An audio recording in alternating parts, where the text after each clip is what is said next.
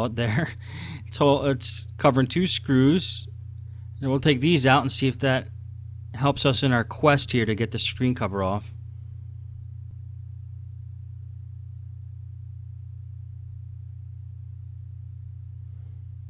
Okay, by removing those 2 screws, see if okay, now we're getting somewhere. We have more of the screen exposed here. And actually the wireless card is built in the top of the screen. That's pretty cool.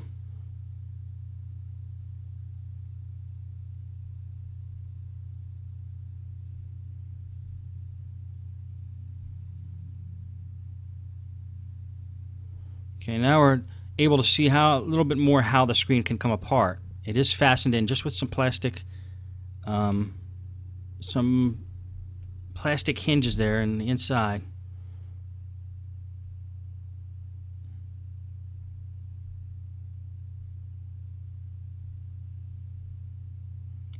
See if you can get your finger or something plastic in there around the edge to help you take it off.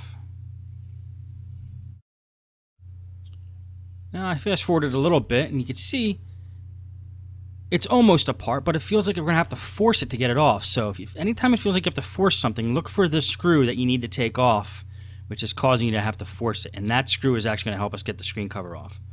There's 2 screws towards the bottom of the screen on the sides.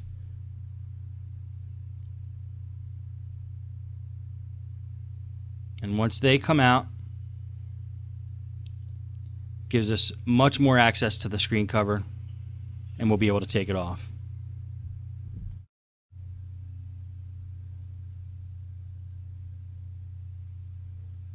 Okay, we're going to jiggle it a little bit and see if we get the screen off.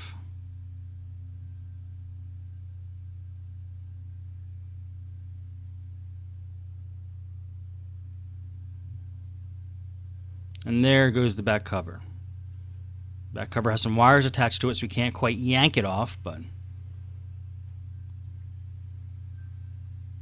we see that it's there. Now this screen is mounted kind of funny. We have full access to the back of the screen here.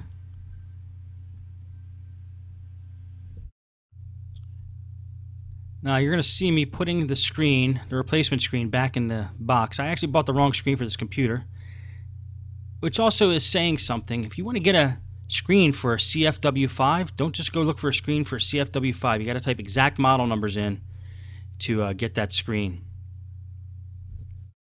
And unfortunately, getting that screen from Panasonic is like $700. I couldn't find a good one on eBay, so I ended up having to give this. Make a long story short, I ended up having to give this back to the customer. I couldn't replace the screen, not for an affordable price anyway.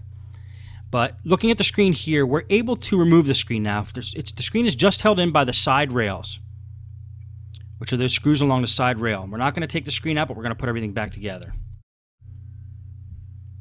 Okay, so we're going to put it together pretty much the same way we took it apart. I'm going to fast forward this. And then you'll see that that was an attempt to get a screen replaced on a Toughbook. And lesson learned, I guess, in this video, guys, is check model numbers exactly. It's a good idea if you need to replace a screen to take the screen out first. Check the model number, order that model number, rather than just ordering a screen for a CF-W5 Panasonic Toughbook or whatever model computer you're using. Because different models use different types of screens, and you want to be sure you get the right one. And now I'm stuck with this screen and I have to ship it back. So there you have it.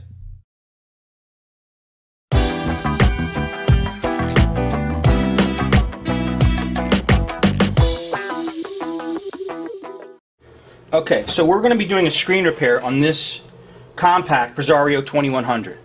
Now, why does it even need a screen repair? Well, here's what happens when you turn it on. You can see the blue lights gets power, but there's nothing on the screen. Now, when I do that and I turn a computer on, I try to see if there's what's wrong with the screen. I look closely at the screen, and you probably can't see it on this little crappy webcam. The HD video might pick it up. But what you're basically looking at here is, come on now, there is a faint Windows image. You cannot I don't think you can see it on that webcam. The screen's actually working. I could see Windows written right there. And I don't know if the HD camera's picking it up a little bit. Tiny bit. You can see the Windows logo. Yeah, you can see the Windows logo very faintly. Okay, so there's a faint image on the screen. Well, that tells us a lot. That means that the screen isn't bad itself. It's not. The screen's not cracked.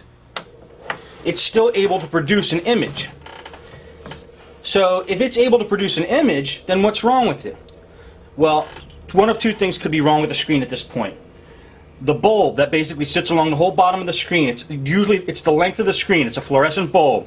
This is before they put LEDs in screens. It's actually a real fluorescent bulb, really skinny. Actually, I have one. I'll show you.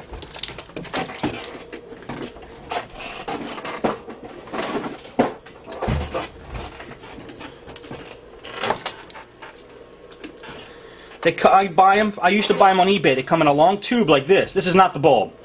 The bulb's on the inside. They come in this long tube. They are super delicate.